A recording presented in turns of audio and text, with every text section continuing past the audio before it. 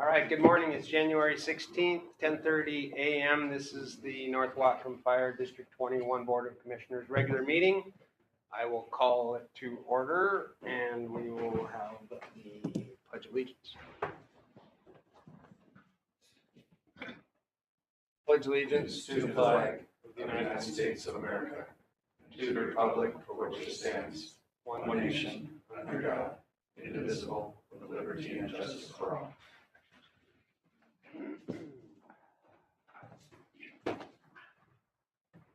Roll call. I'm Bruce Ansel. John Crawford. Craig Anthony. Joel Nielsen. Kimberly McMurray. Matt Redbird. Jason Vanderbeek. Any public comment? I'll open the Volunteer Pension Board meeting. We have the approval of the December 19th minutes. Is there a motion to approve? So moved. Second. Any discussion? All in favor? Aye. Unanimous. Invoice voucher, pension and disability dues for the volunteers. $2,770. Anything else we need to know about that, Chief? There was an increase in the pension this year from $60 to $90, and disability increased from 30 to 50 per individual. Okay. All right, is there a motion to approve the invoice voucher for the pension and disability dues? Any other discussion, questions? All in favor? Aye. Unanimous. Any other business for the Volunteer Pension Board? Okay, I will adjourn the Volunteer Pension Board meeting and open the regular Board of Commissioners meeting, and the first item being the approval of the consent agenda. Consent agenda includes the meeting minutes from December 19th, the staff reports, the financial reports, and it's my understanding that the county didn't send us numbers yet, so that Jessica could balance that and share that with us. Is that just because we're too early with our meetings, or are they just too slow? It's an every January thing. On top of it, they're making a change in their accounting software, so they're double pressed by that. So it's mostly a January. It's mostly a January Okay. thing. All right. So the expenditures for January were $1,232,970.61. Employee direct deposit payroll, $513,071.90. Payroll taxes voucher, $134,708.94. Benefits voucher, $289,677.50. Monthly expenditure voucher, $289,077.18. And capital projects apparatus, $6,435.09.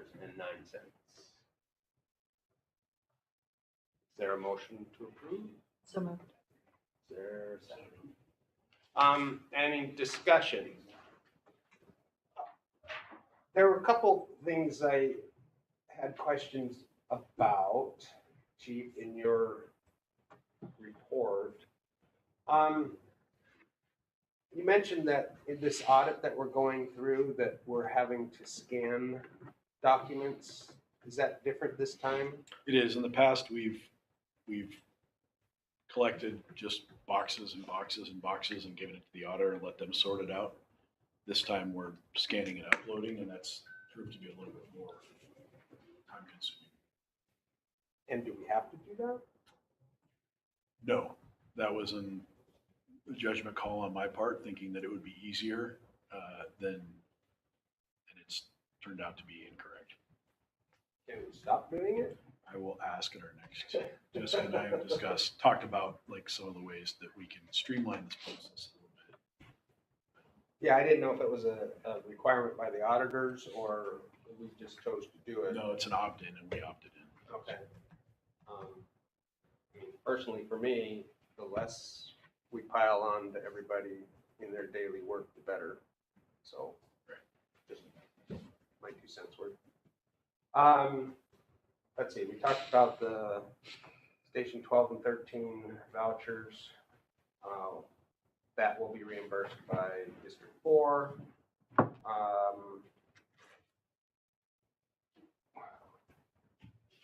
think it was in your report.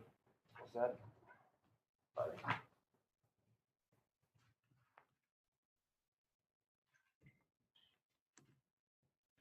Was Kelly's certification thing, was that in your chief's report? Or where did I read that?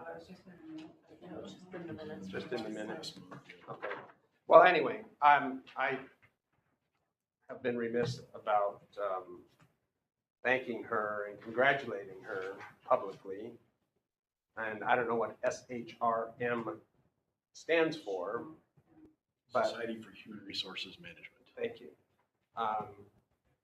The exam that she took and passed is normally only passed by what, 60% of the people that take it first time, and she passed it with flying colors. So if you would pass on to her our congratulations and thank her for going ahead and taking that additional training to be a better resource manager.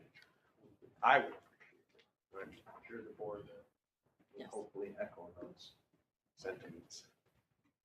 All right, that's my presentation. Can I ask a question about the chief's report?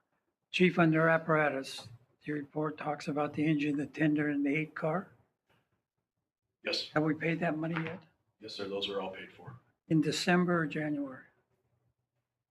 Engine's been paid for months. The tender you paid for in December, the 8 car was paid for in November. Great, I'm just trying to wrap my head around account balances. Thank you. And the tender came out of money that was approved Previously a approved. long time ago. 2022. Yes, So we got the money refunded back. And Correct. so money that was spent 2 years ago or authorized to be spent. Any other questions? All right, the consent agenda is before us. All in favor? Aye. Unanimous. Commissioner meeting reports. I've got a couple things to talk about, if that's okay. Okay, well, let's start with Matt. Geez, a few months ago, we had talked about putting together new strategic plans and the benefits and negatives about that. And I know that's a whole process that brings in more work that we're just not ready to take on. So I sort of took it on myself to begin the process of doing at least a SWOT analysis. So identifying strengths, weaknesses, opportunities, and threats for the organization. Amongst other things, I reached out to BNSF to discuss projected traffic coming through our town and the county and those things that would affect us. So our contact over there, I don't know if you know Johan Hellman. Does that name sound familiar to either of you? No? So they're the regional contact for that type of information. I'm still waiting on information that I requested from Johan. But I think that's important to know what's coming through this area in terms of establishing a financial need later should we decide that we're going to go after another levy lid lift. In addition to that, I also reached out to the city of Blaine because they still hadn't updated their quarterly permitting for online. I don't know if you have separate access to it. I don't have separate access to their business and residential permitting. So that stuff should be up soon. And once those two pieces of information are put together, among other information that I'm able to get, I think at least we'll be able to identify in a bigger picture growth patterns that are going to be affecting us adversely as a threat to the organization. So my hope is once that information is available, I'll be able to offer maybe some insight via a presentation for next month's meeting. If I don't have everything I need, then for sure I would have it by March. But those were two very big pieces of the puzzle that we need, especially, I think the permitting for the last quarter of 24 will be significant for us to see. And it just hasn't been updated, but they assured me it'll be up this week.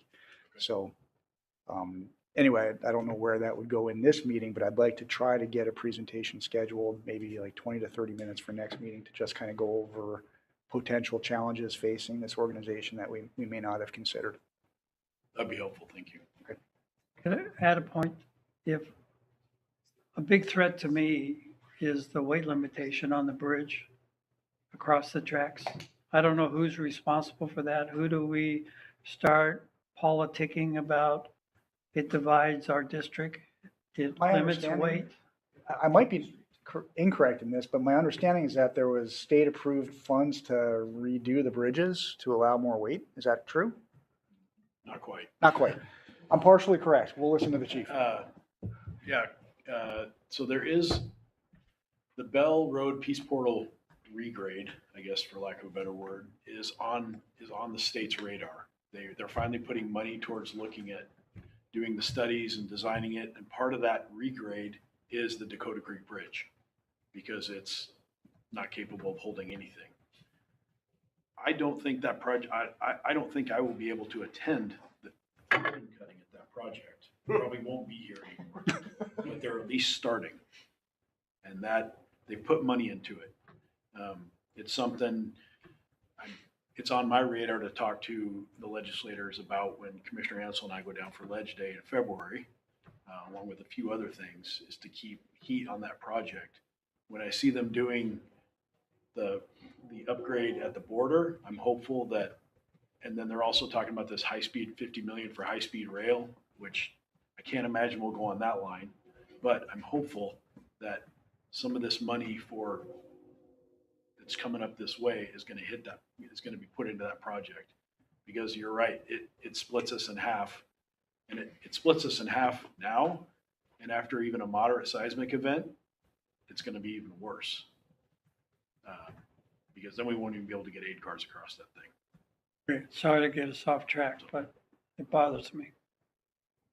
My intention is, once this information, and Cliff, you probably know Cliff from the city, he's the permitting guy, but once everything is available to me that I need, I was going to put together, or am going to put together, just an email to our stakeholders internally here to provide input on their views of strengths, weakness, opportunity, and threat.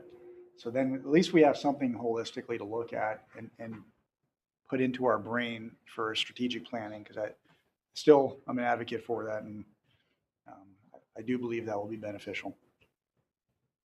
Thank you. Sure.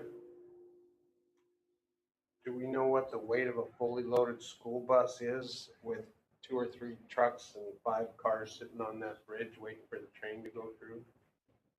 The gentleman sitting next to you might have a better idea than I would. Depends on what they eat for lunch that day. I mean, there's just so many safety reasons why this thing shouldn't be replaced. And that, if I remember correctly, a few years ago, when we were talking about it, it wasn't until 2032 or something like that, that it was slated. It was 2035. 2035, that it slated for any sort of upgrades or work. So I know that they inspected it recently. They were out there looking over the edge, but, really. I don't know if that was for that purpose or not, but yeah, there. Maybe they were counting seals or something. I don't know. If we could articulate that a standard traffic flow exceeds weight limit and creates a hazardous situation, is it possible we could reach out for federal funding? And call that an emergency for services to the area? I'm curious if there's a way I don't know if you've heard Blaine's talking about moving their UGA from East Blaine to Yeah. the Semiahmoo area. Yeah, I saw that. And what that increase in traffic would do. I mean, there's still only going to be 2 ways to get to I-5 from the Semiahmoo, from Birch Point area. And so I don't know how much daily traffic that will increase on that bridge. Well, People coming to Blaine for its services. it looks like it'd be a significant amount. I think it would be. I just don't know that number. So I think all those things, For some reason, I thought that they were talking about like quashing that already. the move of that over to the Semiahmoo area. I had a meeting with the city manager yesterday, and there's a lot of variables. Okay. Obviously infrastructure costs, what it costs to put in, those kind of things. Sounds like there's a partnership with Birch Bay Water and Sewer that would need to go into place. There's the water issue that's been ongoing for years. The city knows that they're not going to get signed off by anybody. There's runoff from that area into, the Birch Bay area. There's a myriad of problems. It's not a slam dunk. So. Murray. My items are on a much lighter note. Good. So on January 9th at 6:30 in the morning, Delaney and I met to submit the Firehouse Subs grant because it opened at 7 a.m. Eastern time. And all kudos to her. She did all the research, all the work. She used numerous resources. It really takes a village to put a grant together, and she did an outstanding job. So I was just her support person in case labor started. But we got it submitted, and they can take up to 3 months to decide. So that's for the bunker gear. So kudos to Delaney for all of her hard work and lots of time and lots of effort. Also heard from the Red Cross. Their next Sound the Alarm event is March 15th through April 11th. So they would like us to partner with them again. They'll pick a community here. This is Birch the Bay smoke Lane. detector installation. Mm-hmm. Yeah, so if there's a particular Saturday in that time frame that works best for us, we can grab it on their calendar. You email me that. Yes. That it? I attended the all county via Zoom. There wasn't much going on. They were all talking about legislative day. Rob Roy is going to stay on as president. He would like to stay on as president. He requested that until the report that is being done by the county is completed. So, kind of a status quo there. All right. I have had multiple communications with our electeds. Representative Larson, you saw in your packet, we sent a letter requesting funding for our radios, and his office was supposed to write a letter to AFG in support of our request. Also, Senator Schumacher wrote a letter to Larson's office supporting our request. So she explained it like, okay, so, she's his constituent, we're her constituents, and the more constituents that push up the ladder, the squeakier the wheel. So, and then I've asked for a meeting with Representative Larson sometime this year, beginning of this year, as well as I have a meeting on February 3rd with Alicia Rule, and then Jason and I are going down to Ledge on 5-6 of February to discuss all of these issues and concerns that have been brought up here today, as well as some others. So I think that there are pools of money out there that can be tapped into if the right arguments are made and the right people are contacted. So that's my goal, is to pound the pavement. Jason and I went to the school district open house. And I really thought it was going to turn into kind of a levy support discussion, but it really was all about pointing the fingers at the legislature for not properly funding schools. And our three representatives were there, Timmons and Rule and Schumacher. And I think most everyone that spoke said the state needs to step up and do their part, because even when the school districts pass levy proposals, right now, because the funding level is, at least 10% lower than it used to be from the state, all that extra money that was for enrichment is going to just day-to-day operations. So it's, in order for them to meet their budget shortfalls, they're using the levy money that people vote for special things. They're just trying to keep their staff employed. So we kind of went hoping that we would maybe glean some ideas for how to do our next levy lid lift, but like I said, it was like all state. And of course, our three representatives are in favor of and have sponsored bills for the schools. It's like any other large political organization. There's a few people in key positions that hold the keys, and unless they're convinced, then it doesn't move forward. So I think it's getting a statewide attention, and I think everyone has to contact their legislators across the state if they want school funding to be enhanced. The interesting part of that for us is all of these places that are underfunded put pressure on us, right? Where if we were the only group going out for a levy lid lift,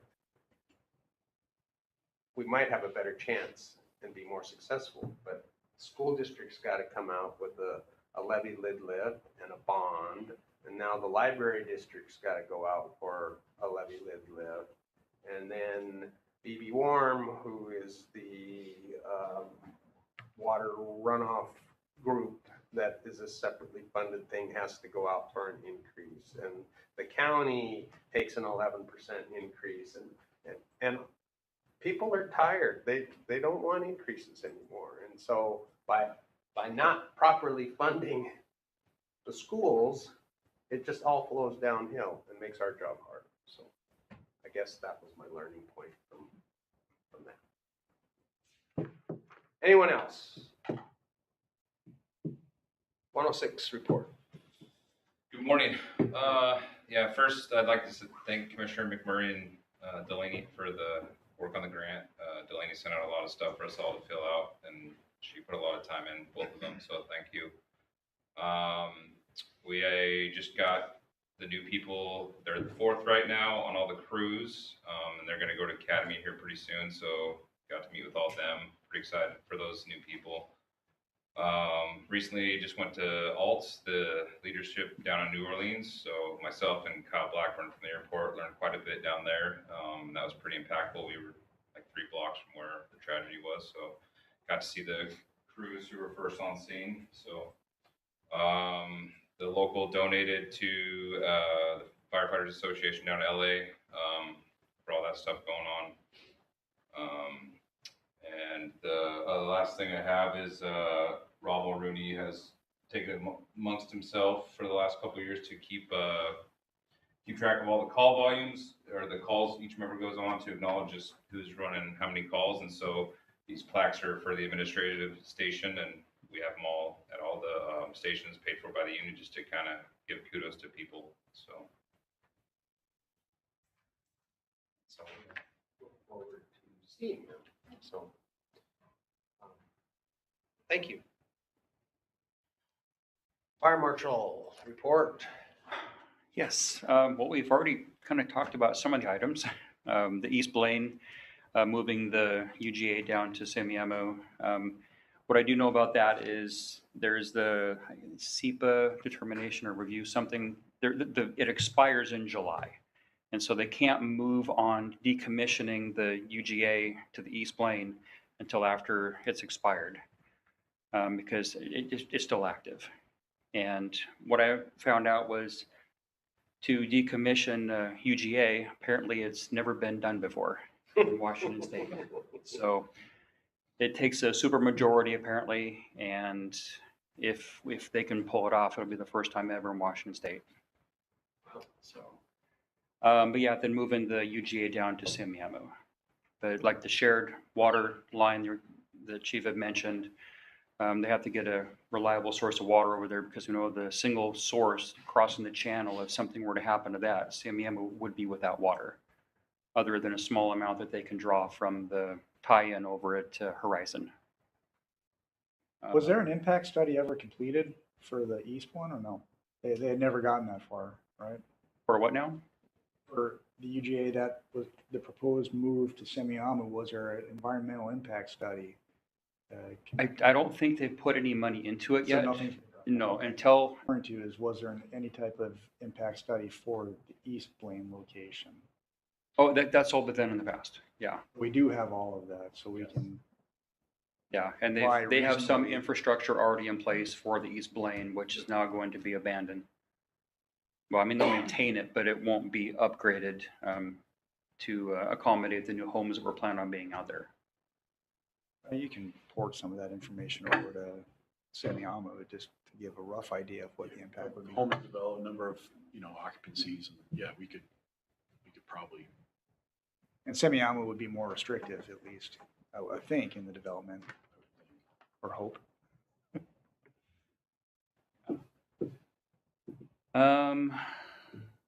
New construction, just a little update. We've got 2 facilities that are currently being constructed. They're a little bit exciting to some community members. One of them is a medical facility over there on Grant in the neighborhood by the new truck stop, and also a car wash. And after the meeting today, I'll be going to O'Reilly Auto Parts to do a final fire inspection on that. So that should be open soon. And I know just the last thing I got is something the community has been asking me for months and months now. Paso del Norte is opening today. And that's all I have. Any questions for me? Yeah, is there enough water for fire flow on Semiahmoo Spit? Yes, currently, yes. But if more development comes in, then there would, Yeah. unless you do those tie-ins. I'd have to get the numbers, but they have enough water currently with the channel crossing to install another, I think it's 250 homes. And then How many- then they're gonna they're gonna redo the study to make sure that everything's still in line with that. It's in the forefront of everyone's minds how Los Angeles went down. So what is our capability water line wise if we were to have a fire spread through the Semiahmoo community? Would we be able to fight 3 fires at a time with sufficient water pressure? Yes. There's a lot of water available for Semiahmoo. Yeah, and the pumps, like the pumps at the channel crossing themselves. Typically, there's only, from what I understand, there's only one that ever really turns on. There's two big pumps there to push water up to that area. And as we move further south and east, it becomes less of an issue, right? We have much more water supply south and east into Whatcom County itself, away from Blaine. That's where the proposed shared line between Blaine and Birch Bay Water and Sewer. They want to put a new line in that'll supply more water to that area. But they haven't started that project yet. It's just in the beginning phases right now. Anyone else? Unfinished business, Birch Bay Station 63. I see that we have an There's a draft RFP. RFP, request for proposal. It's Yes. a draft RFP. I was hoping that the board could take a look at it. I will send it out to the attorney as well. And then I'll publish it. I'll find out from Richard Davis what his recommendation for length of time for publishing and all those sorts of things are, and get moving on that project. So I want to give credit to Battalion Chief McPhail and Deputy Fire Marshal Nielsen. They did a lion's share of the work on this. Just figuring out which wax we needed to call out, which NFPAs for sprinklers, that kind of thing. So they did more of the technical work. And what do you need from us? Also, I wanted to show you that we were making some progress. And we And appreciate just, that. and just a nod, just a nod that you're good for us to continue moving forward with this project. I am, absolutely. Anyone else got any objections or concerns? Perfect, let's get this thing rolling. Semiahmoo, the station that continues to play. I met with Mike Harmon, the city manager of Blaine, and we talked about obviously what's going on in California right now. And we talked about Semiahmoo and growth and moving UGAs, and I didn't know that it was the only or the first time ever. And as I had alluded to the board prior, I don't think it's wise for us to get rid of that station. And that was what I told Mr. Harmon, that could not officially rescind the letter, but I would appreciate it if he would tell me that the city's not interested in moving forward, which they're not at this time. He agrees that there might be a time in the future, maybe see how this UGA transfer goes, see what happens, but at this point, they are not interested.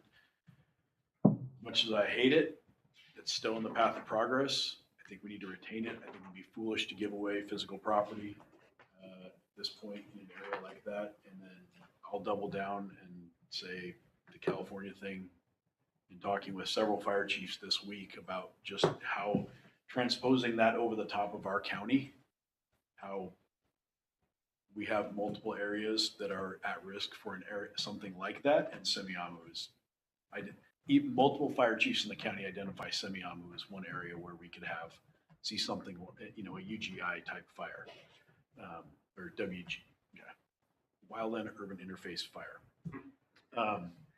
So my recommendation to the board is that we maintain it in a dormant state. We do the necessary maintenance to keep it up. At a minimum, I'll check the heat. I'm not sure why we have a big gas bill this month, but that's my recommendation. I know it's a bitter pill, but I think that is the best course of action. Is this an action item today? It's not. I'm just giving you an update. But my hope is that you find whatever support you need for your idea. I think there's too many moving balls right now to do away with that station. The only reason that I thought about that station as I began to learn more about the district was as a potential funding source. But it'd only be a one-time funding source. We have systemic funding problems that we have to figure out how to overcome. So if the board ever gets to a point where it needs to give guidance, mine most certainly will be that we just need to put that Station 62 on the back burner for right now, on doing anything with it. Plus, I don't think I want to be in the neighborhood, the more I think about it, walking the streets of Semiahmoo once the foreign automotive parts store goes in there and there's 37 MGs parked in the parking lot. So just being facetious, it most certainly has a few downsides as well as ups. So my counsel is we just kind of table this issue for a while. Anyone else? Matt?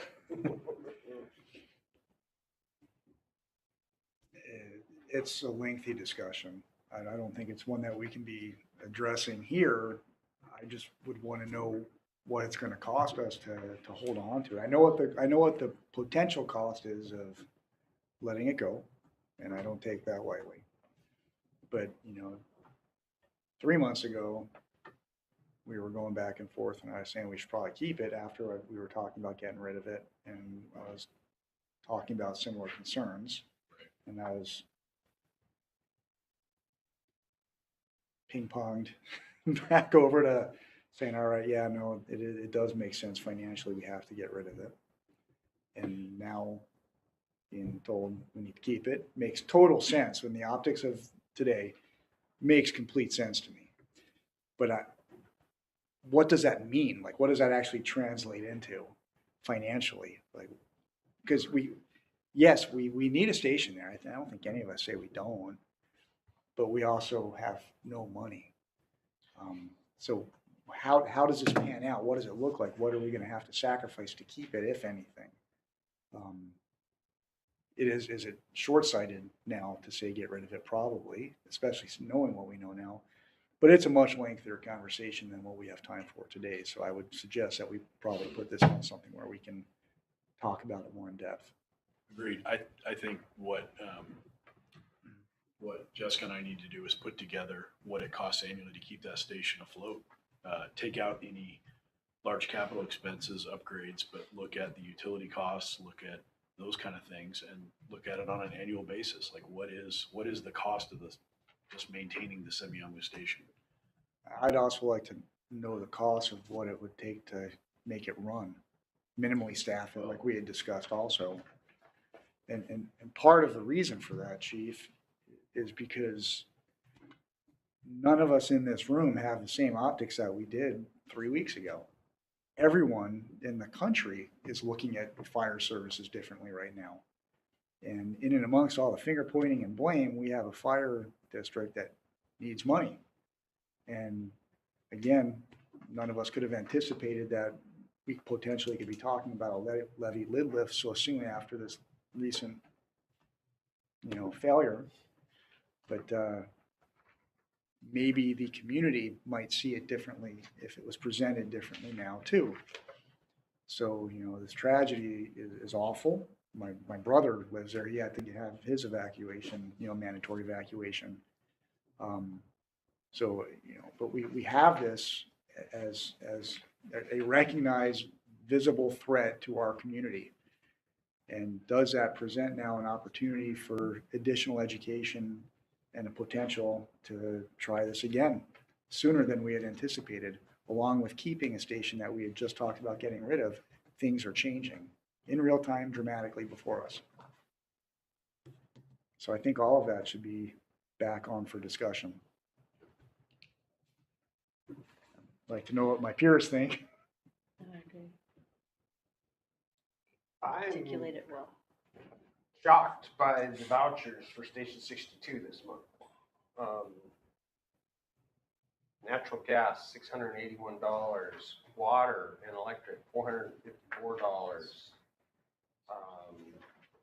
Is it possible someone's living in there? Quarter, No, okay. Linden sheet metal, $400, which is a quarterly payment, not monthly. But I mean, we spent more in natural gas at an unoccupied station than we did at headquarters by over $200. Something's not right there. The thermostat either got turned up, or like I said, we got somebody living in there. I can't speak to the thermostat. Like I said, Or we have a leak. that's, But what does Linden sheet metal do? they go out and do the quarterly maintenance on the heaters and everything. It's just part of our ongoing, preventative but I maintenance. mean, So, well, they would check for leaks, right? yes. Okay, so it's probably not a leak. But, gas and electric, what do we, is Well, the heat in there gas or It's is, gas. okay, so $454 for water and electricity? Not to speak ill of my counterparts in the city of Blaine, but when you have a commercial building in Blaine, that's what you pay. It's very, look at 61's Is that their water. base rate? For commercial, yeah, we're considered commercial. There's no cutout for us. Wow. Okay. So my next question would be, since you had a discussion with the city manager and they have said they don't want it, does that then get rid of that obligation contract?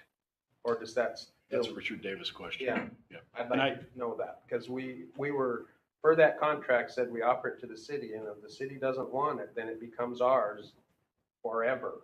So I did ask Mr. Harmon for some written communication, not just verbal, and he's gonna get that to me.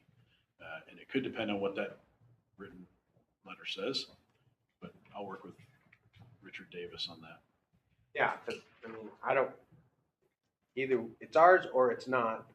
Did we fulfill our obligation per that agreement? And if we did, I don't want to have to go through this again personally.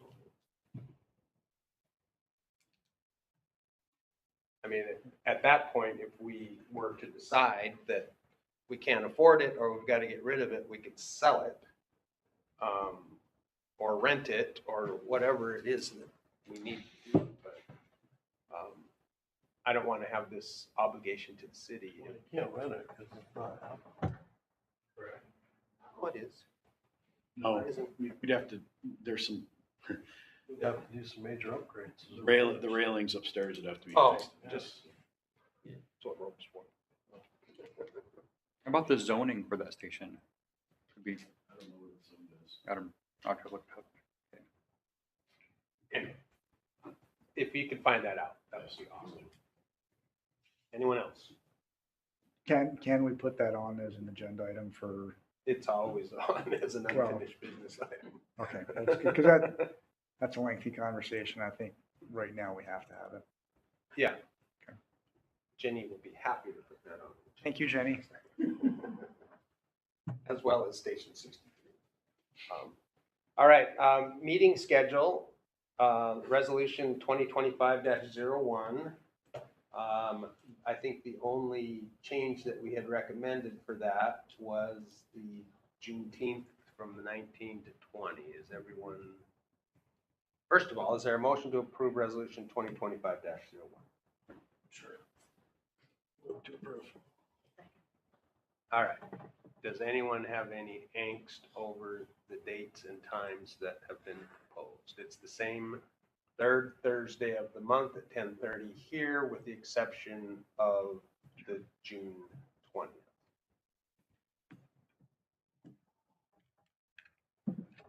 Comments, questions, concerns, objections? All in favor? Unanimous. Any other unfinished business?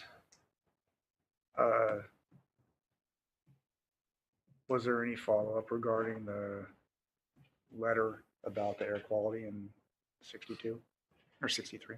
Yes. I believe. Yes, we have, I'll share this with you. We do have a letter drafted, a response. Okay. Letter. That we can share later. New business.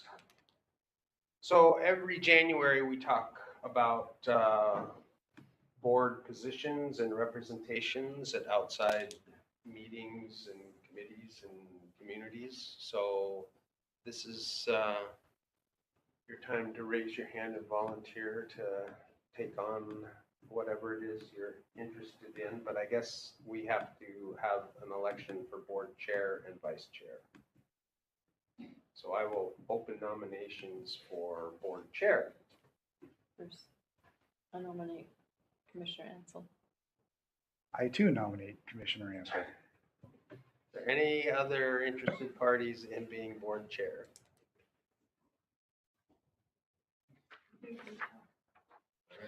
Hearing and seeing none.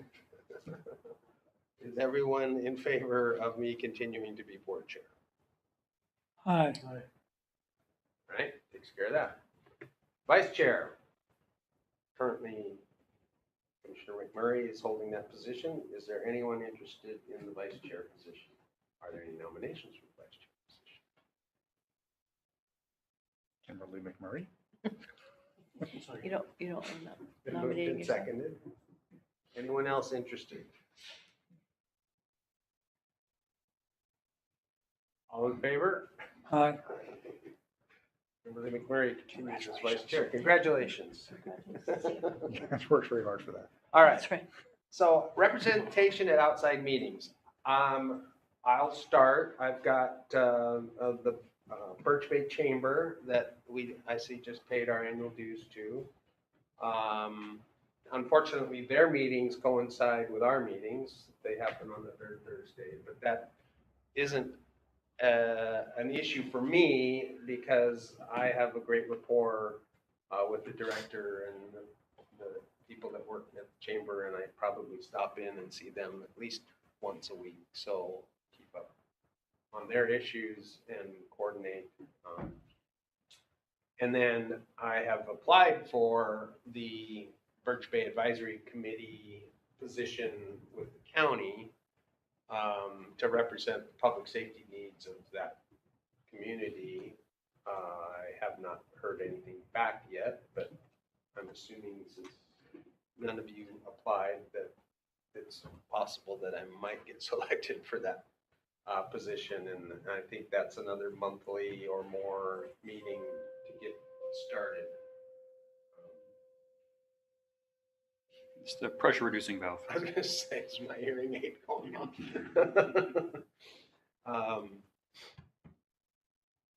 So those are, and I mean, I have kind of worked with the chief on the legislative side of things, and my goal is to continue to meet, hound, talk to our local, state, and national representatives on issues that impact us, whether they be transportation, safety,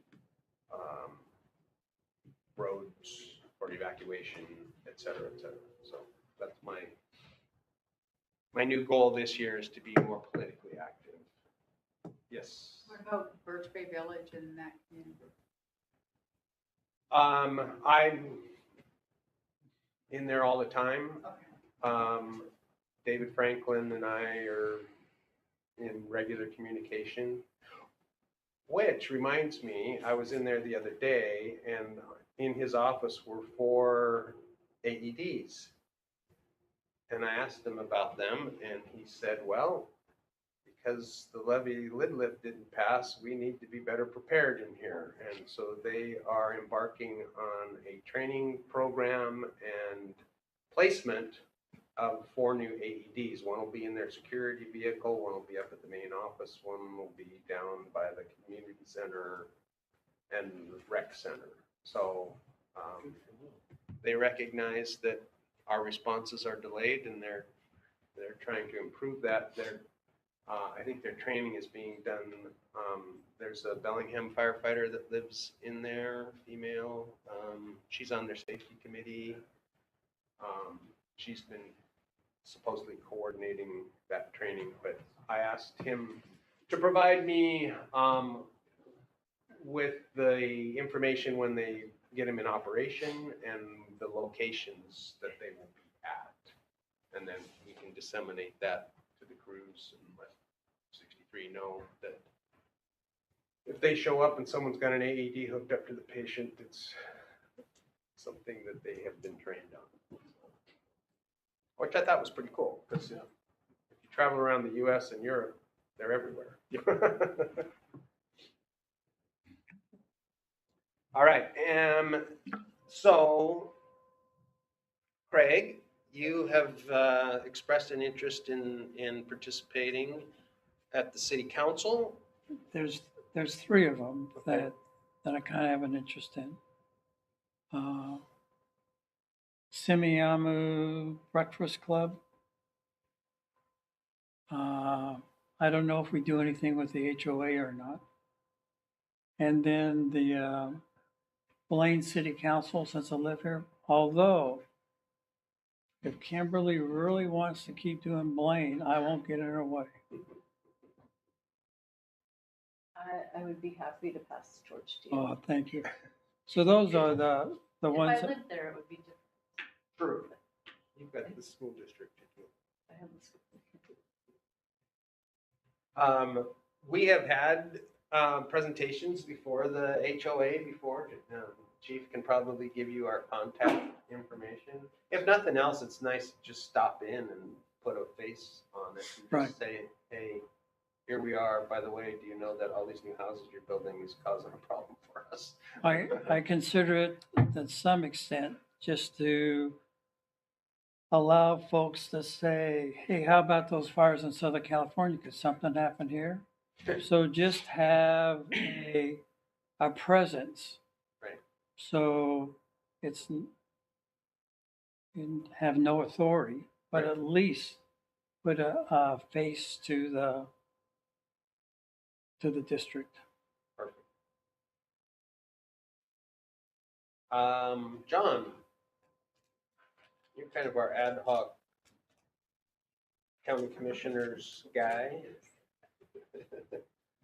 Is that, and I think I'm supposed to be the guy, yeah. Matt is the guy. You guys want to share that or what? I'll take it, You sure? Okay. unless you really want it. No, it needs to with somebody else. Yeah.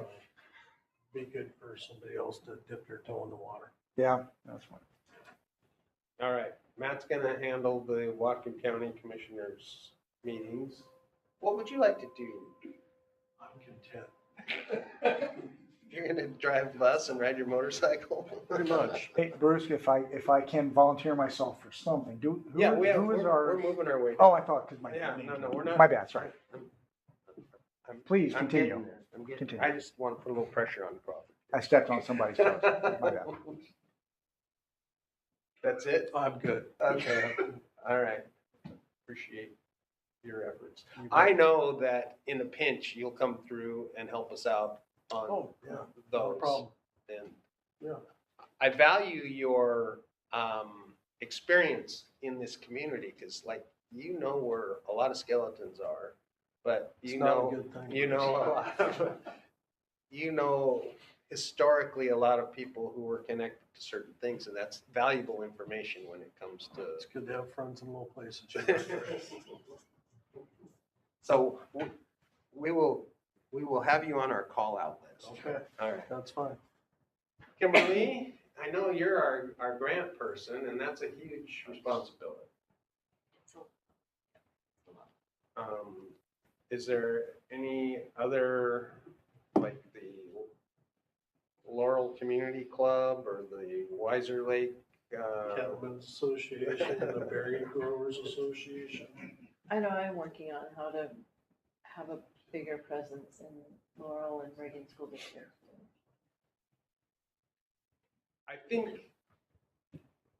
being present at some of this stuff is important.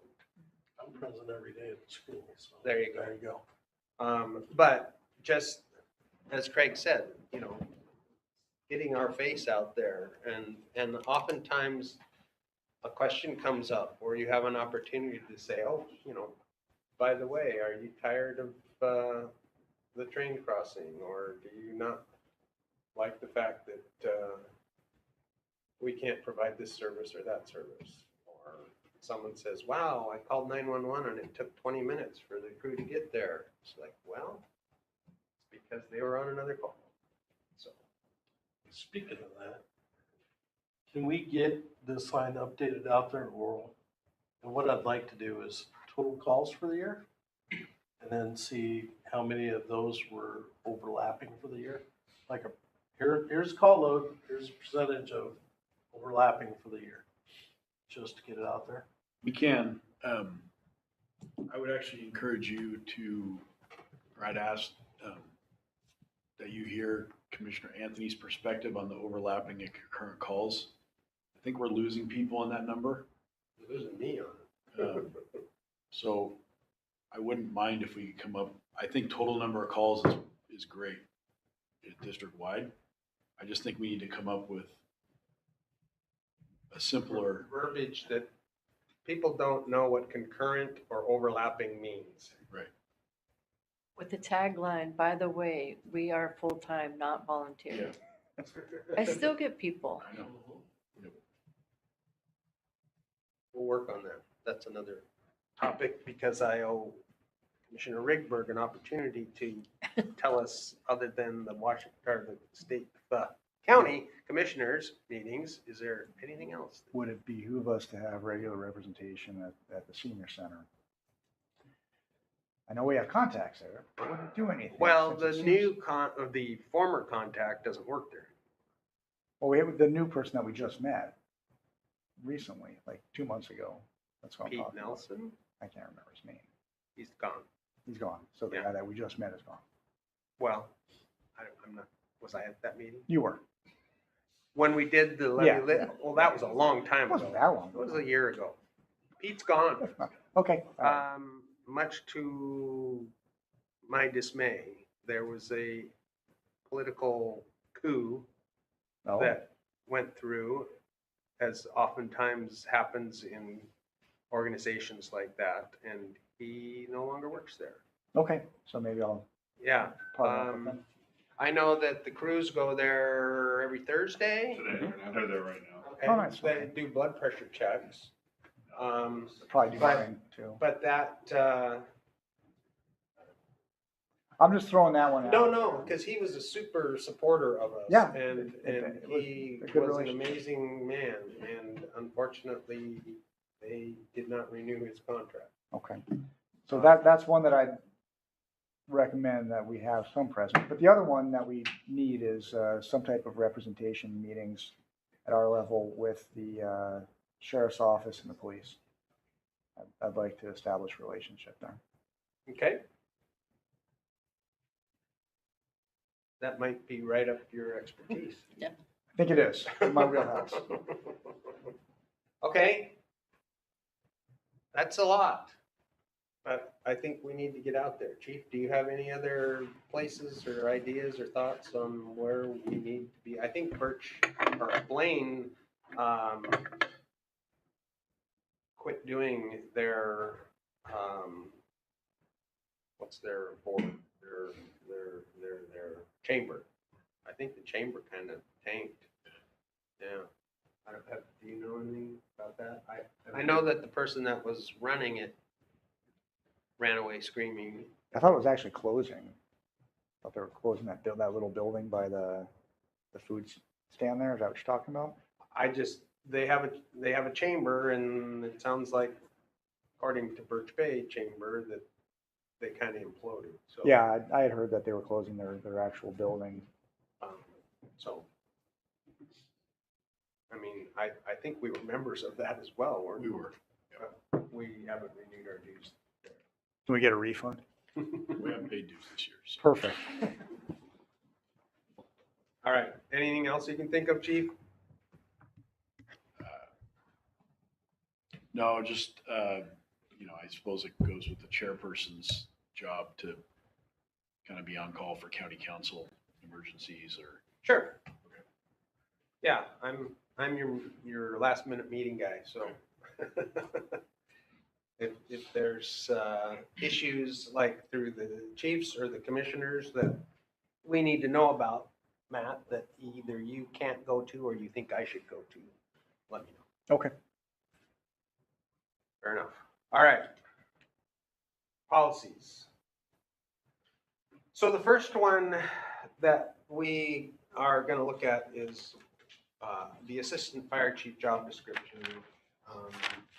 A lot of work done on it, a lot of track changes, and a final copy here, but it's my understanding that there have been some last minute potential updates, changes to that document. Yes, sir. Yeah. I would like us to move this forward as quickly as possible. We've been kicking this one down the road for a couple of years. And I know that Commissioner Anthony has had some concerns or at least some suggestions, but I don't want to wait another 30 days to see all of those so that we can put our signature on it.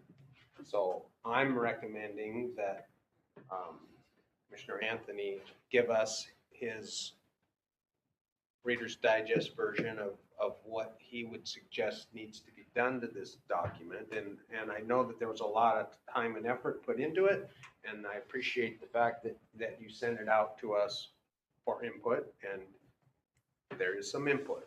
So, but I don't want to say you guys meet tomorrow, you finalize it, and then it sits on your desk for 30 days to come back for our signatures. So I would like to, well, I'm going to let Commissioner Anthony talk, and then I have a suggestion. So. Well, I talked to the chief yesterday. I'm primarily interested in the first 3 pages because the rest is real boilerplate stuff that needs to be in there. And I looked at this from 2 different perspectives. One perspective is as an applicant for this position, this is our sales pitch to some regard because a candidate, potential candidate, is going to be reading this and decide if they want to come here or not. So that's one perspective. I've applied for jobs like this before, got some, didn't get some. So sadly, I've got experience. The second perspective I have is my main focus on the board. It comes across kind of screwy, but it's about the staffing levels and the real issues we have with our funding issues going out and wanting to be able to make sure the priorities are given in where I think are appropriate. So first of all, when I read this, and again, I wasn't part of the process, so I'm kind of the last guy in the door. The way the first 3 pages of this document reads, it is an assistant chief. I mean, if I got $10 for every time the word assist is in this document, I probably could buy a new tool. Also, from reading this, my takeaway as having applied for these jobs is if I looked at an org chart, I'd see the chief and our names would be in the same box. His name would be a lot bigger and be bold, and I'd be kind of a little afterthought in the same block with him. Well, I think organizationally, that just doesn't work well. It doesn't work well from systems I've been in. So to have the first 2 things that kind of sets the tone for me, I would change the title and division. I'd change the title to deputy chief. That's a line officer. Assistant chief to me, or staff chief or those kind of things, they don't send the right message that this is a line officer. In the division, I know probably the reason administration is the division has to do with how our accounting system works. You can see it break through. It's just anybody familiar with our accounting and how we look at all the budget stuff, they see division is really an accounting subset. Again, not a good word. The division should be operations. So for me, as a deputy chief, the division is operations. And then a lot of their paragraphs that says assist / and/or supervise. So I'm looking at a duty statement here that I'm applying for a job, and I don't know if I'm going to supervise anyone because it says and/or. And it just doesn't send out to what this job is. From talking to the chief and the chairman, my takeaway on this position is it's the number 2 position in the fire department. It supervises the operational battalion chiefs. It supervises training. It supervises, hopefully, health and safety as well, because safety and training goes along. The fire chief supervises fleet. I'm trying to convince him he needs to keep supervising fire prevention because I've got more scars from fire prevention as a fire chief than I ever got from anything else. And then he supervises, real important to me, that he supervises directly finance and HR. Because the last thing I want as I deal with primarily the financial side of the department is I got to ask the board chairman to talk to Jason, to talk to the deputy chief, to talk to Jessica. So I want the chief to be hands-on like he is Also, with that kind of organizational structure, there's a couple of things that will happen. One, the chief's wife is going to like us a lot because you get a strong deputy chief in here of operations. That deputy chief is going to have, let's say, is on Monday through Friday or however it works. And now on this next Saturday and Sunday, the chief's going to kind of provide coverage. Well, if I'm the deputy chief of operations, I can tell the BC, you know, if something comes up on Saturday, why don't you give me a holler first before you bother the chief?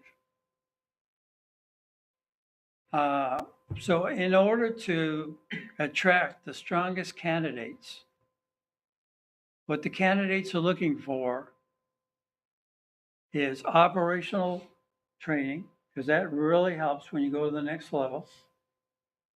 Operational training, be able to say I was an ops officer. And of course, the other thing they look at, I joked with the chief, but if I was applying for this job, I'd know how many kids the chief has, how many college tuitions and weddings does he still have yet to pay for. So I'm deciding, am I coming here for 4 years to get great operational experience and then be able to move to another department? Or are all of Jason's kids out of the house and I got a shot that he's going to want to get that RV after all? So I think we need to really tighten this up, make it abundantly clear in the duty statement, job description of who they supervise. So having been involved in large departments, when stuff goes wrong, everyone's looking for who to blame, who's responsible. I don't see in this duty statement the what you're responsible for in detail. So I'm kind of a big, you got to measure it to manage it. So I just think the generalities in the statement actually distract from getting strong candidates, which what we're going to look at. And by my closing statement will be, and it doesn't bother me that somebody comes and takes our job for 4 or 5 years and then moves on to Bellingham or moves on to someplace else. Because when they move, the next time we go out, they go, you know, we ought to look at this plane job. It can be a stepping step, stair, stone, something, slippery rock, something to be able to say, hey, I go and do a good job for those guys in Blaine as a deputy chief. I've set myself up to go someplace else. And hopefully Jason Kidd's a little older. So I would like the opportunity to go to the office tomorrow and work with HR or the chief or whoever with some ideas. There's some duty statements out there already that have been put out in Washington for deputy chief's job that I wouldn't be beyond taking about a half of them and get them into that first 3 pages, sink it down, and that's a recruiting tool. So just my perspective. We had a great phone conversation yesterday, and then talking with my crew in the office. We keep doing the same thing over and over again. I'm pretty sure that's the definition of insanity. So I've said that I want to break the mold, and so I'm ready where my mouth is. And I think Commissioner Anthony has some wise counsel, and I would like to work with him on further refining this before it's finalized. And, you know, I think the intent is not to not appreciate all the work that was done on this and, No. and where I don't want anyone, especially Kelly, to think that, you know, they hated it, they don't trust me, they don't like what I wrote. I think the reason you sent it out is for some wise input. And I appreciate the experience that Commissioner Anthony brings to the organization, and I think his points are well met. So with that, I'd like to hear from anyone else about their thoughts I'm suggesting that we task Commissioner Anthony with meeting with the chief and HR and tweaking this thing. But we all know what the intent is, and that's to get a great candidate and take some workload off the fire chief. I'm looking at the signature page. It appears that it just has my signature on it, and I'm willing to sign it on behalf of the board once they make their tweaks. If everyone needs to see it before that, fine, but I don't want to wait 30 days to bring it back to us so that we can say yay or nay and then send this out. I'd like to have this thing sent out before our next meeting. So anyone else has any concern? Before the next meeting, do you have a timeline, like 2 weeks or a week? Or That's between, these guys are meeting tomorrow. I'd say no more than 2 weeks, personally. I mean, I can't tell you what your work schedule is, but I'm thinking you guys meet for a few hours, you're gonna have this thing hammered Yeah. out. And then I'd be happy to meet, sign it, do whatever needs to be done if the board is okay with that. We needed this position filled a year ago.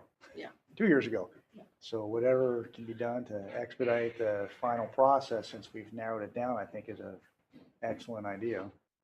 All right, so I'm gonna move that after the chief and Commissioner Anthony meet and tweak this job description, that they contact me for a signature so that it can be finalized and sent out. Great. Second. Seconded.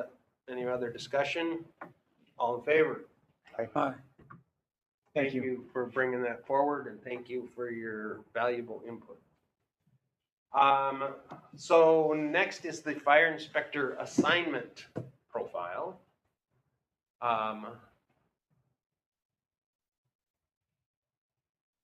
Another job description. This one originally was concerning to me because it sounded like it was a new position. And I think the intent was to have an assignment for someone, an individual, hopefully coming up through our ranks, that would be interested in learning this job and getting some time with their deputy fire marshal and then being able to take classes. And so I believe we retitled it to an assignment profile.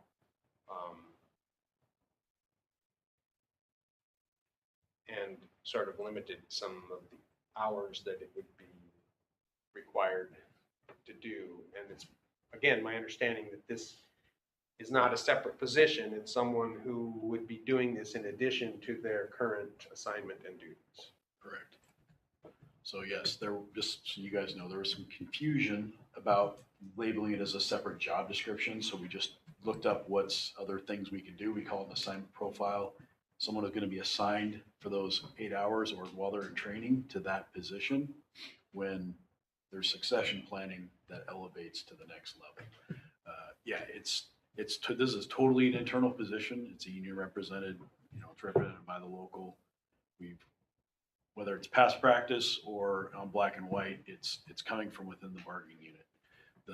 The wage range that you see on there is the requirements. You either have to be a company officer or be a top journeyman firefighter. Those are the two overtime wage ranges for either a captain or a journeyman firefighter. So it's up to 8 hours a week, plus they get to go to training. The reason that we need this assignment profile is because we have to sign, affidavit's not the right word, but we basically have to be able to sign a letter stating that, yes, this person is in the prevention division or is in line to become a fire marshal or inspector or something, particularly for classes at the NFA level or other things like that. We've got to be able to tell them that this is not just somebody who's taken the class out of interest. There's a reason why we need to have this person in this class. So this just goes back and covers all the work. Okay. CYA kind of thing. So is there a motion to approve the fire inspector assignment profile? So moved. Any discussion, comments, concerns? I had some questions earlier in the week. Jason answered them for me through an email. I'm fine. All right, all in favor? Aye. It's unanimous. Fleet mechanic job description, this is just an introduction for us to review. So I think we got a clean version and a track changes Should version. have a clean and a track changes. A lot of track changes. Change. Well, there is a lot of changes, but mostly it's because of the formatting. This was also a very old job description. So I think it's from 2008, so a couple And things have changed. I mean, is there any reason why we can't approve this, or is there, I mean, I know it came in late. Traditionally, we've done a 30-day review. I was trying to respect that. I realized I stepped out of bounds with the assignment profile and the job description on the AC. And I had wise counsel from somebody else to not do that to you. Your boss? Yes. She said, don't try to slam these through, that you should give them a 30-day review. 30-day review wouldn't be horrible, because if we approve everything all at once, everything has to the expectation is everything happens all at once, and I can only throttle HR so much, her own drive to work. Okay. So 30-day review would actually be okay. So we don't need to hire this position tomorrow. Well, Ryan may have a different opinion. Right. Well, okay. Anyone else have any thoughts, input? It's before us.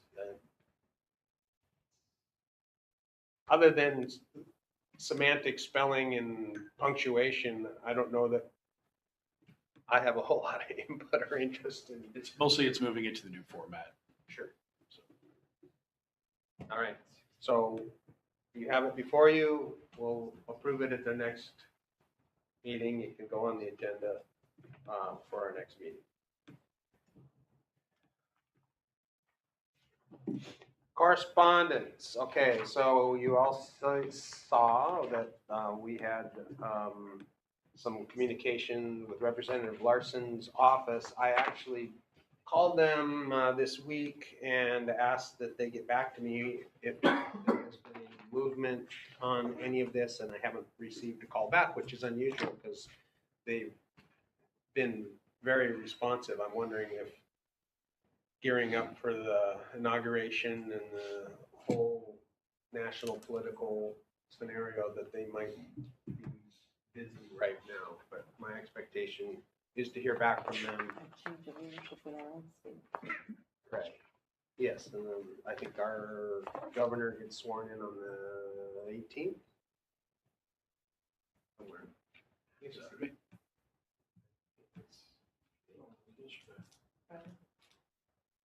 Anyway, before the presidential will not finish. And then this nice legal boundary review board document. Thank you. For the Linden annexation. Yeah. So this Linden annexation of the 21.35 acres, does that then become their fire response area if they? Yes. Okay, so it's not like they're gonna build all these houses and we're gonna serve them. Well, they can't. I mean, I know through mutual aid, but technically, it becomes their response area. Correct. That was out of the 40, 50 pages of that was my question. And then we had some thank yous. We had a letter of support from Senator Schumacher, and then our newsletter. So.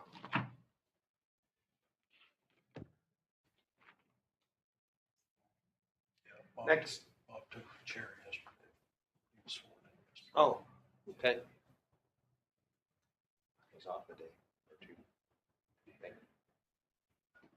Next month's meeting is scheduled for February 20th.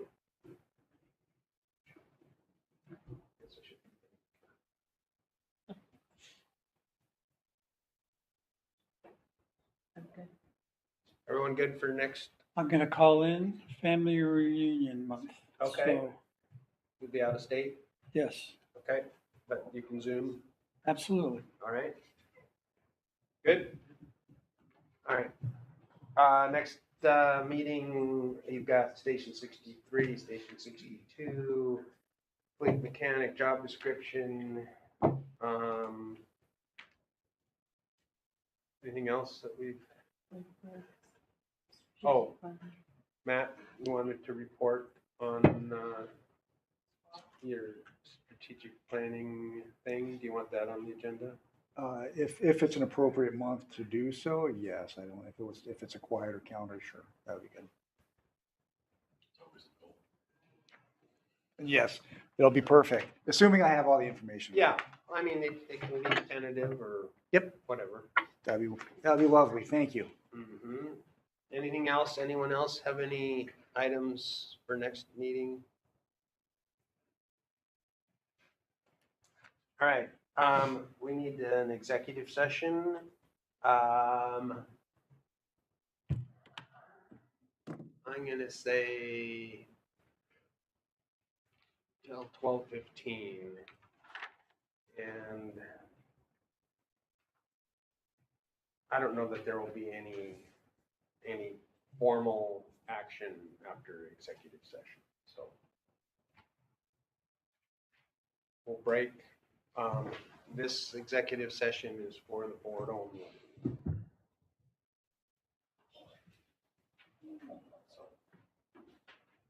Let me know when we're offline.